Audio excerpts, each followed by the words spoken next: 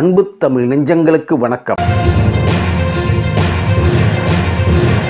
இப்போது எப்படி இருக்கிறார் விஷால்? புதிய வீடியோ. நடிகர் விஷால் உடல் மெலிந்து போய் கை நடுக்கத்துடன் பேசியதுதான் கடந்த ஒரு வாரமாக சினிமா வட்டாரங்களில் பேசு பொருள். குறிப்பாக சரியாக தூங்கவில்லை, சாப்பிடவில்லை, முடி கொட்டுகிறது போன்ற அவரது உடல்நிலை குறித்து பல்வேறு செய்திகள் வெளிவந்து கொண்டே இருந்தது. இன்று அப்படத்தின் பிரீமியர் ஷோவை விஷால் பார்க்க வந்தார். அதில் கை நடுக்கம் இல்லாமல் பழைய விஷால் எப்படி இருந்தாரோ அதே போல் இருக்கிறார் இந்த காணொளியில்.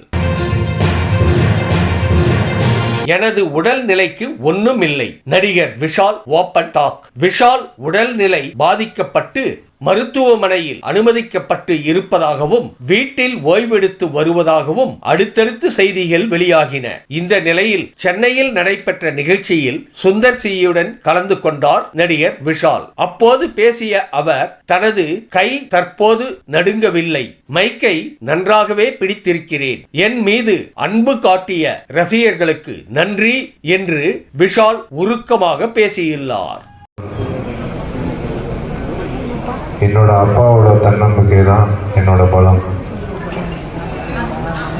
இந்த ரெண்டு பலம் சேர்ந்து எந்த ஒரு தடை வந்தாலும், எந்த ஒரு சர்ச்சை வந்தாலும் நான் தாண்டி வரேன். இதுக்கு நான் பதில் சொல்லணும்னு ஏன் நான் சொல்ல வரேன்னா, நிறைய பேர் இவர் 3 மாதம் ஷூட்டிங் வர மாட்டார், 6 மாதம் ஷூட்டிங் வர மாட்டார் அப்படின்னு சொன்னாங்க.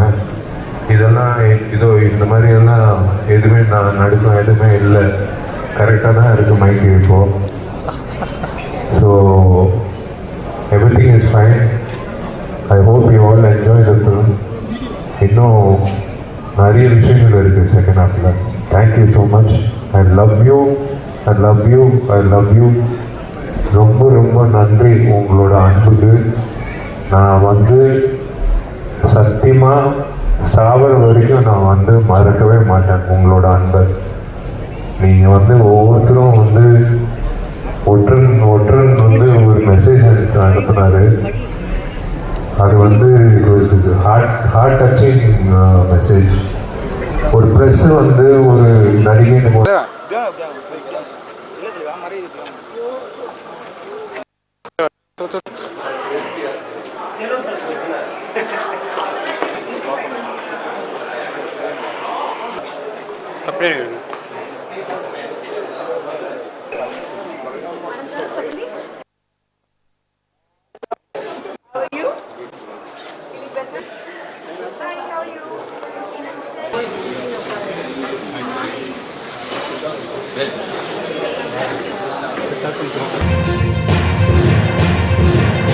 சினிமா மனிதாபிமானம் அற்றது. நித்யா மேனன். சினிமா துறை மனிதாபிமானம் அற்றதாக உள்ளதாக நித்யா மேனன் கோபத்துடன் தெரிவித்துள்ளார். ஒருவர் எவ்வளவு நோய்வாய்ப்பட்டாலும், கடுமையாக உடல் நலம் குன்றியிருந்தாலும் கண்டிப்பாக ஷூட்டிங்கில் கலந்து கொள்ள வேண்டும் என எதிர்பார்ப்பதாக அவர் குற்றம் சாட்டியுள்ளார். மேலும் எவ்வளவு வலியை அனுபவித்தாலும், உடலுக்கு என்ன ஆனாலும் அதை செய்தே ஆக வேண்டிய கட்டாயத்திற்கு தள்ளப்படுவதாகவும் அவர் தனது வேதனையை தெரிவித்துள்ளார்.